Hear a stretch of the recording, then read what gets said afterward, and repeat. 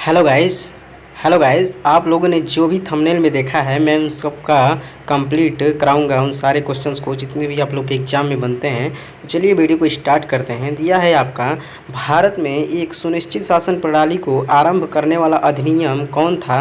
तो इसका 1700 regulating act 1773 जो था हमारा गाइज, वो भारत सुनिश्चित शासन प्रणाली को आरंभ करने वाला अधिनियम था। अगला क्वेश्चन दिया है, रेगुलेटिंग एक्ट किस वर्ष लागू हुआ था? तो रेगुलेटिंग एक्ट जो था गाइज वो 1774 ईस्वी में लागू हुआ था।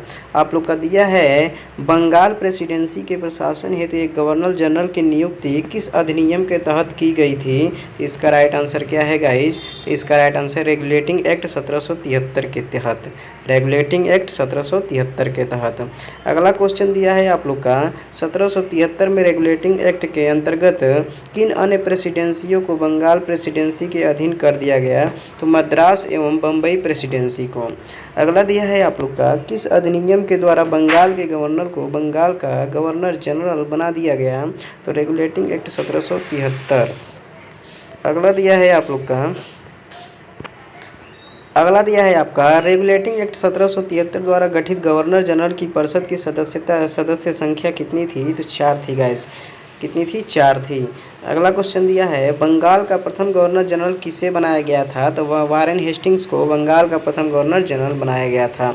वह अधिनियम जिसके अंतर्गत भारत में सर्वप्रथम सर्वोच्च न्यायालय स्थापित किया गया। तो 17 रेगुलेटिंग एक्ट 1773 के तहत, रेगुलेटिंग एक्ट 1773 के द्वारा सर्वप्रथम कहाँ एक सर्वोच्च न्यायालय की स्थापना की गई? तो कलकत्ता में सर्वोच्च न्यायालय की स्थापना की गई। गाइस, जितने भी रेगुलेटिंग एक्ट से क्वेश्चन बन सकते हैं उन सारे क्वेश्चन को इसमें समाहित किया गया है। अगर वीडियो अच्छा लग रहा हो तो प्लीज़ इस चैनल को सब्सक्राइब कीजिएगा और लाइक कीजिएगा। अगला क्वेश्चन दिया आप लोग का, रेगुलेटिंग एक्ट 1773 द्वारा स्थापित सर्वोच्च न्यायालय में न्यायाधीशों की संख्या कितनी थी?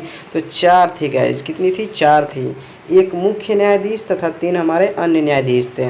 अगला दिया है, रेगुलेटिंग एक्ट 1773 द्वारा स्थापित सर्वोच्च न्यायालय की अधिकारिता क्षेत्र में शामिल विषय थे। तो कौन कौन से विषय थे गाइस? तो सिविल थे, आपराधिक थे, नौसेना मामलों में थे। अगला दिया आपका, 1773 में रेगुलेटिंग एक्ट द्वारा स्थापित सर्वोच्च न्यायालय के निर्णयों के विरुद्ध अपील हो सकती थी। तो प्रीवी काउंसिल में।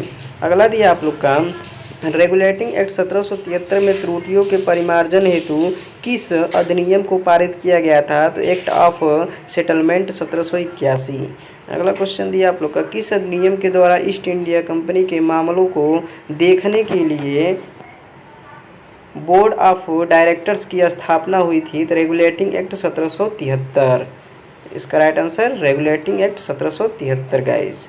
अब अगले पॉइंट पे चलते हैं। अब जितने भी क्वेश्चन आप लोग का पिट्स इंडिया एक्ट से बन सकता है उन सारे क्वेश्चंस को इसमें समाहित किया गया है।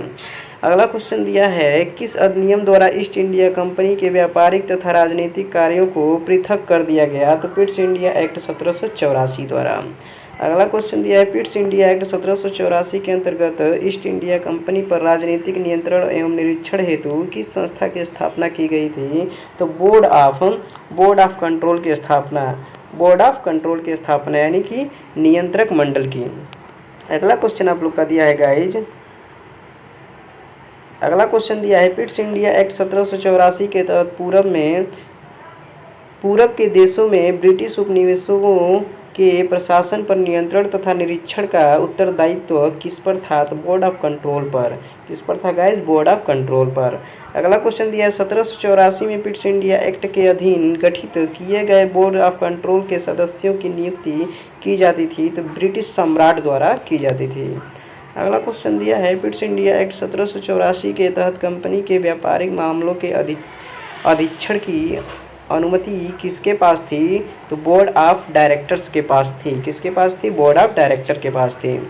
अगला क्वेश्चन दिया है आप लोग का, अधिनियम से रिलेटेड जितने भी क्वेश्चन है इसमें दिया गया है। आप लोग का, गवर्नर जनरल को विशेष परिस्थितियों में अपनी परिषद के निर्णय को निरस्त करने अथवा लागू करने का अधिकार प्रदान किया गया था? तो 1786 के अधीन में, 1786 के अधीन में। अगला क्वेश्चन दिया आप लोग का, किस अधिनियम के द्वारा गवर्नर जनरल को प्रधान सेनापति की शक्तियां भी प्रदान की गई थी? तो 1786 के अधिनियम द्वारा। अगला दिया है आप लोग का चार्टर एक्ट 1793 के अंतर्गत जितने भी क्वेश्चन है उसको समाहित किया गया है। दिया है इसमें चार्टर अधिनियम 1793 के तहत ईस्ट इंडिया कंपनी के व्यापारिक अधिकारों को कितने वर्षों के लिए बढ़ा दिया गया, तो 20 वर्षों के लिए बढ़ा दिया गया।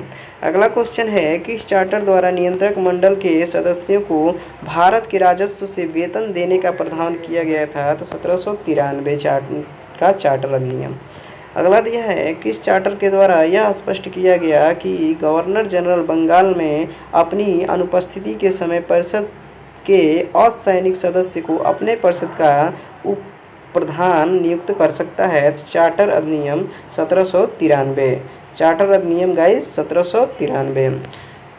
अगला दिया आप लोग का किस अधिनियम के द्वारा बिना लाइसेंस के शराब की बिक्री पर रोक लगा दी गई, तो 1793 का चार्टर अधिनियम, 1793 का चार्टर अधिनियम। अगला दिया आप लोग का चार्टर एक्ट 1813।